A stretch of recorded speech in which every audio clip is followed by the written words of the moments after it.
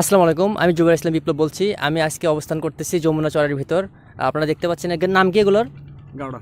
গাওড়া। আপনার বাসা কোথায়? ঘোড়াঘাট। ঘোড়াঘাট। এখানে মানে কয়দিন ধরে আসছেন? কয়দিন আগে আসছেন এখানে? আজকে আসছি। আজকে আসছেন ঘোড়াঘাট থেকে? ঘোড়াঘাট থেকে, হ্যাঁ। ও, কখন আসছেন এখানে? সকালে। সকালে আসছেন? সকাল থেকে কয়টা মারছেন? সকাল থেকে এই কয়টা? কয়টা? 6টা। 6টা। আরও কি মারবেন নাকি? যদি পাওয়া যায় তো মারবো। আজকেই কি এই মানে গাওড়াগুলো আপনার বাড়িতে নিয়ে যাবেন? হ্যাঁ জি। বাড়ি ঘোড়াঘাটে? ঘোড়াঘাটে, হ্যাঁ। অত দূর থেকে আসছেন? অত দূর থেকে। ওখানে নাই?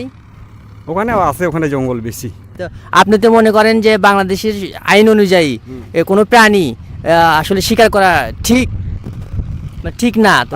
আমাদের ভিতরে বুঝছেন, হ্যাঁ। আমাদের ভিতরে এলা মনে করো আমরা বছরে একবার করে আসি। মানে একবার করে আসে? হ্যাঁ, একবার করে আসি। মানুষের মনে করো মুরগি টুরগি খায় এলে রক্ষা করার জন্য। ও আচ্ছা আচ্ছা।